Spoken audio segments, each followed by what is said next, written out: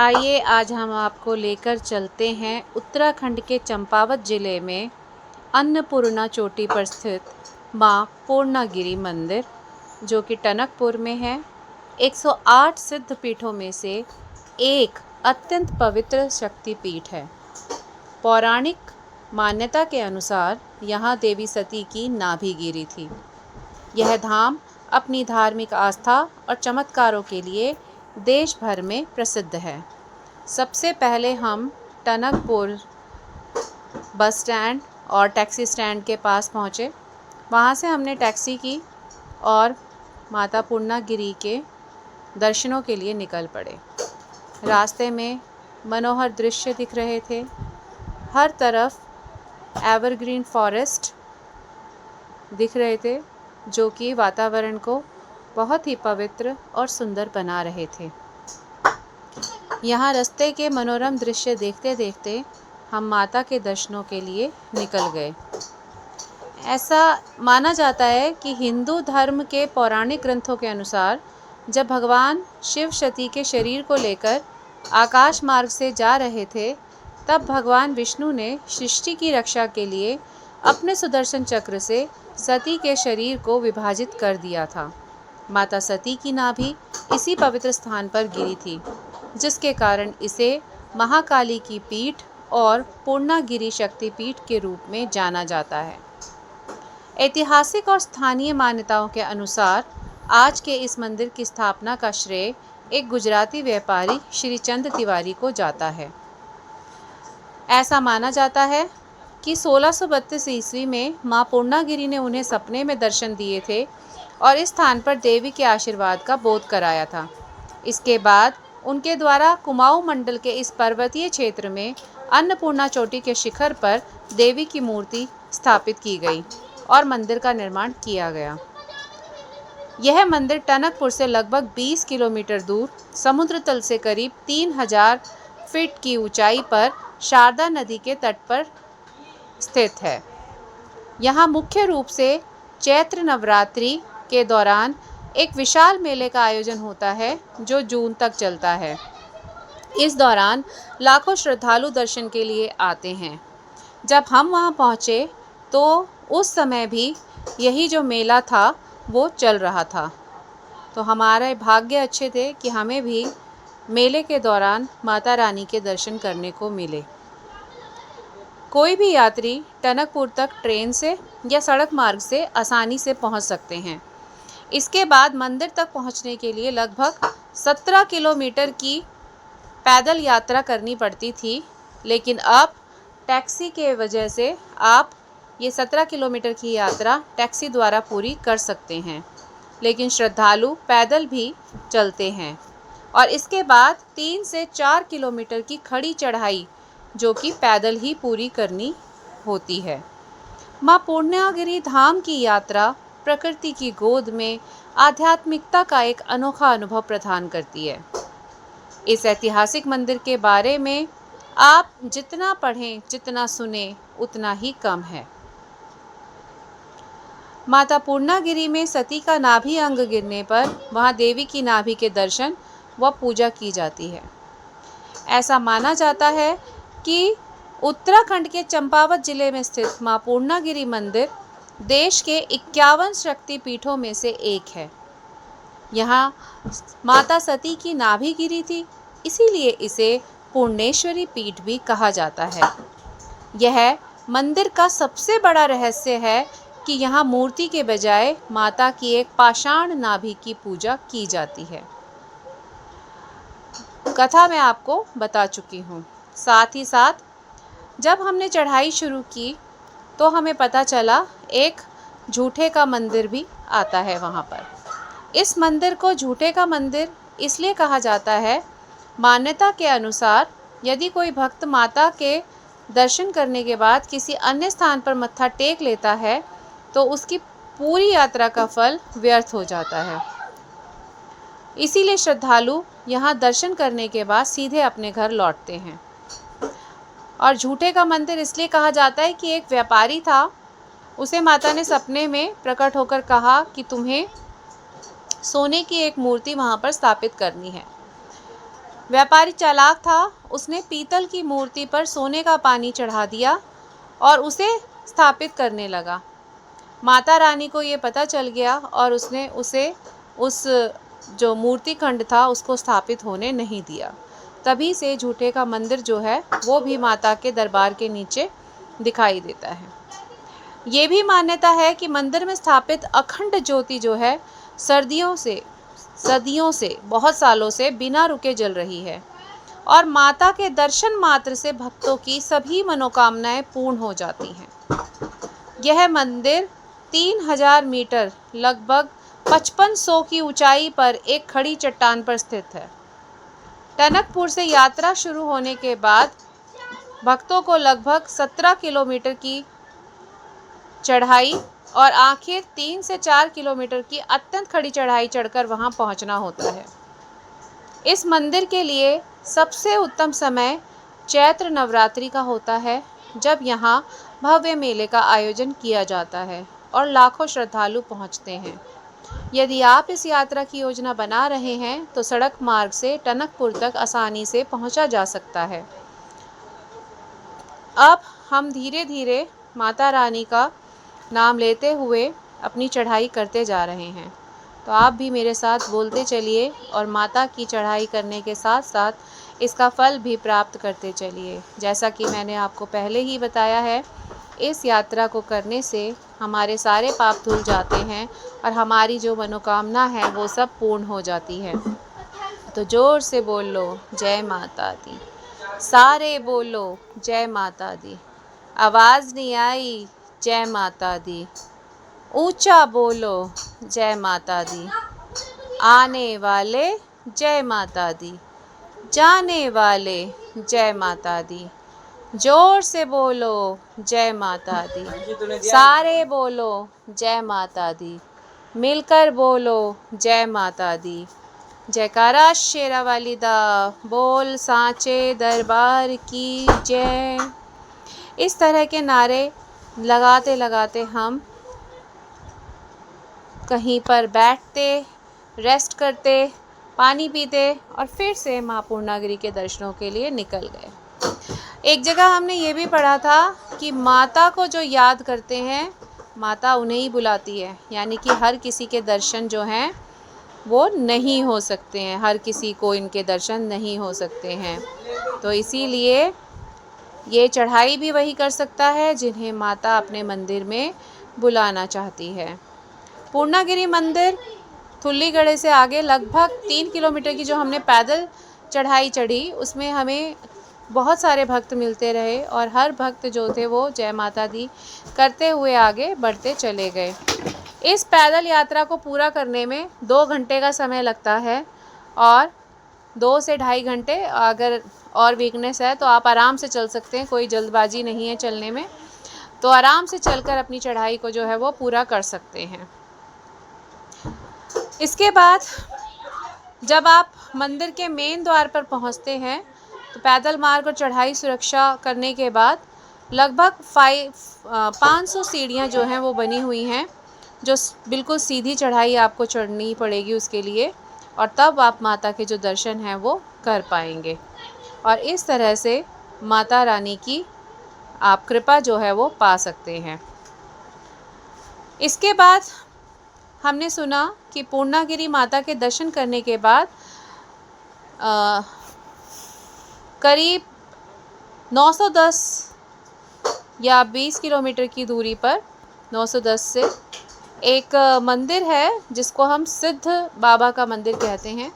ऐसा माना जाता है कि पूर्णागिरि दर्शन के बाद सिद्ध बाबा के दर्शन करने होते हैं। जैसे हम वैष्णो देवी के बाद भैरव जी के दर्शन करते हैं, इसी तरह से नेपाल में स्थित सिद्ध बाबा के दर्शन करने से सारी मनोकामनाएं जो हैं वो पूर्ण हो जाती हैं और हमारी जो भी मन में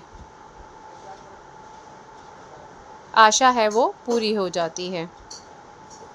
चलिए चलते जाइए मेरे साथ और देखते जाइए हिमालय की गोद में बसा माँ पूर्णागिरि मंदिर, और जानिए कैसे पड़ा इस शक्ति पीठ का नाम झूठे का मंदिर, इस शक्ति पीठ का झूठे का मंदिर नाम।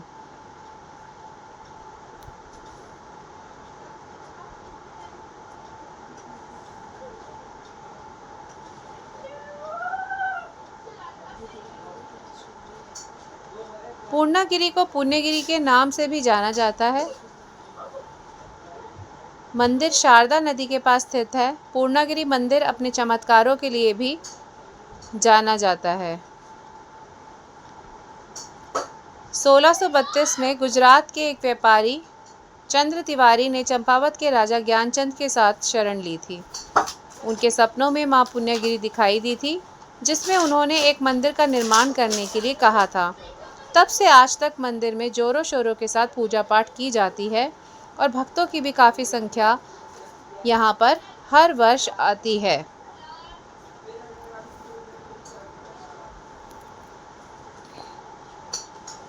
और चैत्र नवरात्रि यहाँ मनाए जाने वाला सबसे बड़ा त्यौहार है।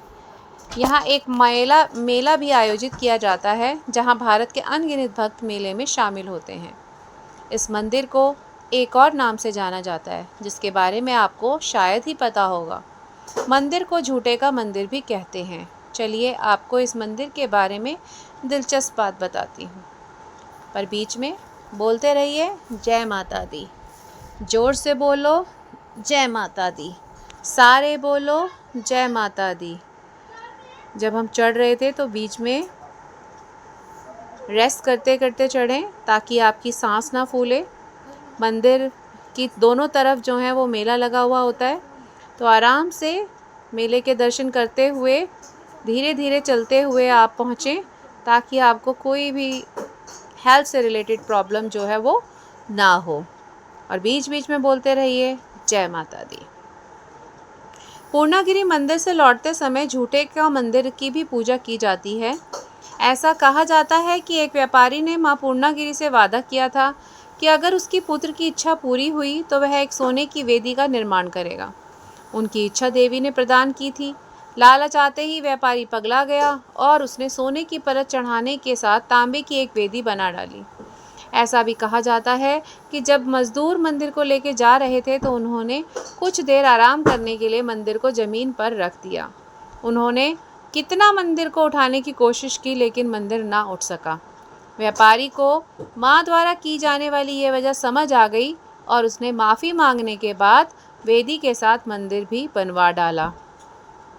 मल्लिकागिरी, कालिकागिरी और हमला चोटियों से घिरा पूर्णागिरि मंदिर। भक्त पूर्णागिरि मंदिर के लिए निकलते समय भैरव बाबा के दर्शन करना जरूरी समझते हैं। लोगों का मानना है कि भैरव बाबा की अनुमति से ही भक्त आगे बढ़ते चले आते हैं। अवलाखन या हनुमान चट्टी इस मंदिर के पास स्थित है, जिसे बंस की चराई पार करने के बाद आसानी से जाया जा सकता है। यहाँ से आप टनकपुर शहर और नेपाली गांव को भी देख सकते हैं। और जैसा कि मैंने आपको बताया था कि इसके बाद आपको बाबा सिद्धनाथ मंदिर के दर्शन भी करने होते हैं। यहाँ पर जाने से आपकी सारी मनोकामनाएं पूर्ण हो जाती हैं। तो एक बार ज़ोर से बोलिए जय माता दी, सारे बोले जय माता दी।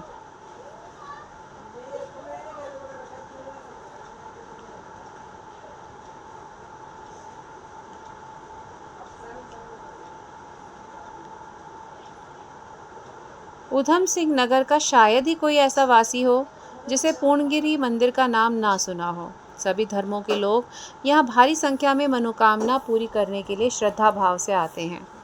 खटीमा, सितारगंज के लोगों की इतनी आस्था है कि मंदिर में दर्शन करने के लिए परिवार सहित ट्रैक्टर ट्रॉली में प्रतिवर्ष पूर्णागिरि आते हैं। पूर्णागिरि मंदिर का नाम इतनी दूर दूर तक है कि भारत के सभी स्थलों से श्रद्धालु अपने सभी दुखों को दूर करने के लिए पूरे तन मन से माता रानी के दर्शनों को आते हैं। पूर्णागिरि मंदिर टनकपुर से 21 किलोमीटर की दूरी पर स्थित है। यूँ तो आपने भी कई बार पूर्णागिरि मंदिर की यात्रा की होगी, कभी परिवार के साथ, कभी दोस्तों के साथ, तो कभी हमसफ़र के साथ। लेकिन कभी आपने सोचा कि पूर्णागिरि का अपना एक इतिहास रहा है? शायद ही कोई होगा जिसने इतिहास जानने की कोशिश की होगी। और लोग इतने ऊंचे पर्वत पर इतनी दूर क्यों आते हैं? कौन से पर्वत में पूर्णागिरि मंदिर स्थित है? वह इसका निर्माण कैसे बताया, किसने कराया, ये मैं आपको पहले भी बता चुकी हूँ। आइए फिर से आपको बताती हूँ देवभूमि उत्तराखंड के एक और पर्यटक स्थल के संपूर्ण इतिहास के बारे में, साथ ही पूर्णागिरि धाम मंदिर में जाने से क्या होता है इसके बारे में भी बात करेंगे। पूर्णागिरि मंदिर में संस्थागत रूप से मूर्ति की स्थापना गुजरात से आए श्री चंद तिवारी ने की थी। कहा जाता है कि सपने में देवी स्थल की महिमा का सपना आया था। 1632 में कुमाऊं के राजा ज्ञानचंद के समय श्री चंद्र तिवारी कुमाऊं मंडल आए थे। तब उन्होंने टनकपुर से 21 किलोमीटर दूर स्थित अन्नपूर्णा चोटी के शिखर पर मां शेरावाली मूर्ति की स्थापना की। इस पर्वत की ऊंचाई समुद्र तल से 3000 मीटर है। अन्नपूर्णा पर्वत के नाम पर ही इस मंदिर का नाम पूर्णागिरि मंदिर पड़ा।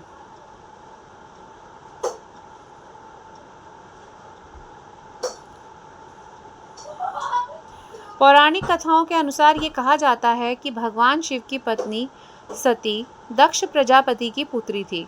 दक्ष प्रजापति जी भगवान शिव को पसंद नहीं करते थे, इसीलिए एक बार यज्ञ कर रहे थे तो समस्त मंत्रियों और राजाओं को बुलाया गया, लेकिन शिव और पार्वती को निमंत्रण नहीं दिया गया। इसीलिए सती से भगवान शिव जी ने जाने को मना कर दिया, लेकिन माता सती का पिता के प्रति प्यार खींच लाया और वहां माता सती और शिव का अपमान किया गया।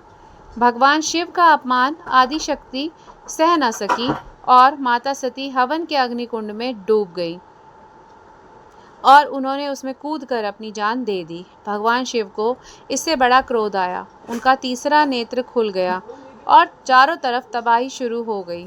तांडव नृत्य प्रारंभ कर दिया। जब भगवान शिव तांडव नृत्य करते हुए यज्ञ कुंड से सती के शरीर को लेकर आकाश गंगा मार्ग से जा रहे थे, तब भगवान विष्णु ने तांडव नृत्य को देखकर अपने सुदर्शन चक्र से सती के शरीर के 108 टुकड़े कर दिए, जो आकाश से पृथ्वी में 108 स्थानों पर जा गिरे।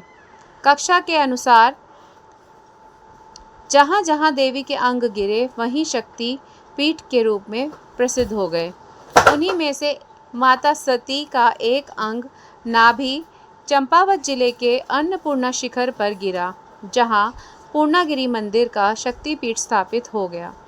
दर्शन कर लौटते वक्त रास्ते में स्थापित है महाकाली मंदिर और झूठा मंदिर। इनकी भी लोक कथाएं हैं। कहा जाता है कि एक सेठ के पुत्र ने पुत्र प्राप्ति के लिए देवी माँ से मन्नत मांगी। सेठ ने मन्नत पूरी होने पर सोने का मंदिर चढ़ाने का वचन दिया। जब मन्नत पूरी हो गई तो सेठ को लालच आ गया, जिससे जहाँ सेठ ने मन्नत मांगी वहाँ मंदिर को झूठा मंदिर कहा गया। वहीं महाकाली मंदिर राक्षसों के बाद के लिए जाना जाता है, जो माँ पूर्णागिरि द्वारा वध किए गए थे, इसीलिए वहाँ बलि चढ़ाई जाती है। अंतिम दर्शन में पूर्णागिरि मंदिर के बारे में लोक कथाओं के अनुसार यह कहा जाता है कि ब्रह्मदेव माँ पूर्णागिरि के वफादार भक्त थे, जो हर समय माता जी की सेवा में रहते थे। एक दिन माता रानी श्रृंगार कर रही थी, तब वह बाहर से अचानक से आ जाते हैं और माता रानी बिना देखे क्रोधवश उनके शरीर के टुकड़े कर देती है और वो टुकड़े नदी के पार नेपाल में आ गिरते हैं। बाद में माता रानी को पछतावा हुआ और उन्होंने सिद्ध बाबा जी को वरदान दिया, जो व्यक्ति मेरे दर्शन करेगा उसके बाद तुम्हारे दर्शन भी करने आएगा, तभी उसकी मनोकामना पूर्ण होगी। इस तरह जो भी भक्त पूर्णागिरि मंदिर जाता है तो वह नेपाल में सिद्ध बाबा के मंदिर जरूर जाता है। बचपन में एक फिल्म देखी थी माँ वैष्णो देवी, जिसने भैरवनाथ एक छोटी बच्ची का पीछा करता है और पीछा करते हुए एक गुफा के पास पहुंचता है, जहां वैष्णव माँ गुफा में बैठकर तपस्या करती है। वहीं हनुमान जी उनकी रक्षा करते हैं। लंबे समय तक भैरवनाथ और हनुमान जी की लड़ाई होती है और जब 9 महीने पूरे होते हैं तब वैष्णो देवी बाहर आती हैं और भैरवनाथ का गला काट देती हैं। यह कहानी श्रीधर से संबंधित है, जिसने 700 ईसा पूर्व वैष्णो मंदिर की स्थापना की, जो कि कटरा में है। तो आप सोचेंगे कि मैं ये कहानी क्यों बता रही हूँ, कि जिन लोगों को सही इतिहास मालूम नहीं वह लोग अक्सर गलती करते हैं। इन तथ्यों को पूर्णागिरि मंदिर से जोड़ देते हैं, जिसकी कहानी अलग है। यदि आपको वैष्णो मंदिर का संपूर्ण इतिहास पढ़ना है तो इंतज़ार कीजिए मेरे अगले वीडियो का। पूर्णागिरि का मेला चैत्र मास नवरात्रों से प्रारंभ होता है, जहां भारी संख्या में श्रद्धालुओं की भीड़ उमड़ती है। ये मेला जेठ जून की गर्मी तक चलता है। पहले तो मंदिर जाने तक सुविधाएं नहीं थी, लेकिन वर्तमान में ठुल्लीगढ़ तक गाड़ियां जाती हैं तथा हनुमान चट्टी से 3 किलोमीटर से 4 किलोमीटर की सीधी चढ़ाई है। यात्रा मार्ग के किनारे आरामदायक सुख सुविधाएं, होटल, रेस्टोरेंट भी बनाए गए हैं। खाने पीने का सभी सामान उपलब्ध कराया जाता है। दुकानों में विभिन्न प्रकार के खिलौने, मूर्तियाँ, धार्मिक किताबें मिलती हैं। भक्ति के गाने तेज आवाज़ में बजते हैं। वह सभी प्रकार के भक्ति के गानों की डीवीडी भी मिलती है। यदि आपको पूर्णागिरि मंदिर के दर्शन करने हैं तो आपको सबसे पहले टनकपुर आना पड़ेगा और वहाँ से आप टैक्सी लेकर माता पूर्णागिरि धाम के थुल्लागिरी तक पहुँच सकते हैं, जहाँ से आपको पैदल चढ़ाई जो है वो करनी पड़ेगी। पूर्णागिरि मंदिर में चैत्र, बैसाख, जेठ के सबसे अधिक मात्रा में रोजगार प्राप्त होता है। जितनी भीड़ इन 3 महीनों में होती है, उतनी उत्तराखंड में कभी भी नहीं होती है। माँ वैष्णो देवी के बाद दूसरे स्थान पर माँ पूर्णागिरि का मंदिर है, जहाँ लोगों का अभी भी एक अटूट श्रद्धा भाव बना हुआ है। यूँ तो बहुत सारे लोग अपने विभिन्न उद्देश्यों से यहाँ आते हैं। कोई मनोकामना लेकर आता है, कोई शांति लेकर आता है, कोई घूमने आता है तो कोई व्यापार करने आता है। देखा जाए तो यह स्थल सभी दृष्टि से महत्वपूर्ण है। सरकार द्वारा धार्मिक स्थल और पर्यटक स्थल दोनों के रूप में देखती है। शारदा नदी के किनारे बसा हुआ पूर्णागिरि मंदिर से टनकपुर, शारदा नदी और नेपाल का दृश्य अति लुभावना दिखाई देता है। इन्हीं उद्देश्यों से प्रतिवर्ष सरकार विशेष ध्यान देती है और इसकी तैयारी के लिए फागुन माह से ही व्यापारी सामान खरीदना शुरू कर देते हैं। सभी व्यापारी अपनी अस्थायी दुकानों की ओर लौटने लगते हैं और अच्छा मुनाफा कमाते हैं। यात्रा के दौरान पड़ने वाली दुकानें दुगने मूल्य से वस्तुओं को भी बेचती हैं। पूर्णागिरि मंदिर में बहुत सी फिल्मों की शूटिंग भी की जा चुकी है और माँ शेरावाली के नाम से अनेक वीडियो एल्बम बनाई गई हैं, जो YouTube में भी उपलब्ध हैं, जहां आप घर बैठे ही माँ पूर्णागिरि के दर्शन कर सकते हैं। बीते साल 2020 में पूर्णागिरि मंदिर के दर्शनों में रोक लगा दी थी क्योंकि कोरोना वायरस फैल चुका था, पर अब ऐसा कुछ नहीं है। अब आप जा सकते हैं और माता रानी के दर्शन जो हैं वो श्रद्धा भाव से कर सकते हैं। मैं आपको पूर्णागिरि मंदिर के धाम की विशेषता, धाम तक कैसे आप पहुँचेंगे और किस तरह से आपको माता रानी के दर्शन के बाद सिद्ध बाबा के दर्शन करने हैं, इस विषय में बता चुकी हूँ। आप मेरे चैनल पे अनेक धार्मिक स्थलों की वीडियोस देख सकते हैं। अगली वीडियो में मैं आपको बताऊंगी कि किस तरह से कितने दूसरे धाम पर आप यात्रा कर सकते हैं और किस तरह से आप आसानी से अपना यहाँ पर माता रानी के दर्शन के साथ साथ अपने परिवार को भी ला सकते हैं, अपने परिवार के साथ यहाँ पर रह सकते हैं। चारों दिशाओं में स्थित मल्लिकागिरी, कलिकागिरी, हमलागिरी व पूर्णागिरि में इस पावन स्थल पूर्णागिरि को सर्वोच्च स्थान प्राप्त हुआ है। पूर्णागिरि पर्वत पर विराजमान देवी ने कई ऐसे चमत्कार भी किए हैं जो लोगों को माँ पूर्णागिरि की दैवीय शक्ति का एहसास कराते हैं। धाम की ओर रवाना होने से पहले देवी के द्वारपाल के रूप में भैरव मंदिर में बाबा भैरवनाथ की पूजा करने की परंपरा है। माना जाता है कि धाम के द्वार पर बाबा भैरवनाथ ही देवी के दर्शन के लिए जाने की अनुमति देते हैं। तो सबसे पहले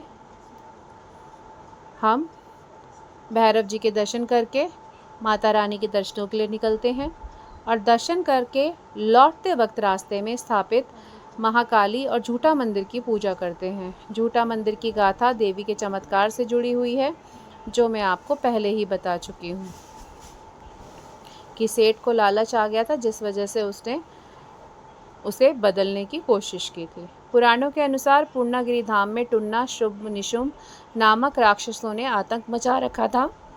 इन राक्षसों की वजह से देवी देवता भी आतंकित थे। तब माँ पूर्णागिरि ने महाकाली का रूप धारण किया और टुन्ना राक्षस का वध कर दिया। इस मंदिर के पूर्व में पहले बलि दी जाती थी, लेकिन प्रशासन की पहल पर अब बलि प्रथा पूरी तरह से रोक दी गई है।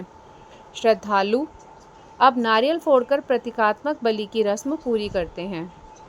पुराणों के अनुसार महाभारत काल में प्राचीन ब्रह्मा कुंड के पास पांडवों ने मां भगवती की कठोर पूजा अर्चना तथा ब्रह्मादेव मंडी में ब्रह्मा द्वारा आयोजित विशाल यज्ञ में एकत्रित अपार सोने से यहाँ सोने का पर्वत बनाया था। मां पूर्णागिरि धाम में देवी की चमत्कारिक गाथा से जुड़े छोटे छोटे मंदिर भी हैं जिन पर लोगों की अटूट आस्था है और लोग इनके दर्शन करते हुए पड़ोसी देश नेपाल में भी बड़ी संख्या में दर्शन करने जाते भी हैं और वहाँ से आते भी हैं। तो चलिए मेरे साथ फिर से एक बार जयकारा लगाएंगे और माँ पूर्णागिरि से प्रार्थना करेंगे कि माँ पूर्णागिरि हम सबकी इच्छाओं को पूर्ण करें। 51 शक्तिपीठों में से एक शक्तिपीठ के आज मैंने आपको दर्शन कराए हैं, जो कि करीब 400 साल पुराना है और जो उत्तराखंड के चंपावत ज़िले में स्थित है और जो देवी शक्ति के 51 शक्तिपीठों में से एक माना जाता है। माता रानी आप सबकी इच्छाओं को पूरा करें। इसी के साथ फिर से हम जयकारे लगाएंगे और माता रानी से प्रार्थना करेंगे कि माता रानी हम सब की इच्छाओं को पूर्ण करें। जोर से बोलो जय माता दी, सारे बोलो जय माता दी। आवाज़ नहीं आई, जय माता दी। ऊंचा बोलो जय माता दी। आने वाले जय माता दी, जाने वाले जय माता दी। जोर से बोलो जय माता दी, सारे बोलो जय माता दी। पौड़ी पौड़ी चढ़दा जा, जय माता दी करदा जा। जयकारा शेरा वाली दा, बोल सांचे दरबार की जय। माता रानी सबकी झोली भरे, सबकी इच्छाओं को पूर्ण करे और सब यहाँ पर हर साल दर्शनों के लिए आएं और अपनी खाली झोली को भरते हुए जाएं। जय माता दी। जय माँ पूर्णागिरि, जय माँ जगदम्बे, जय माता दी, जय माता दी।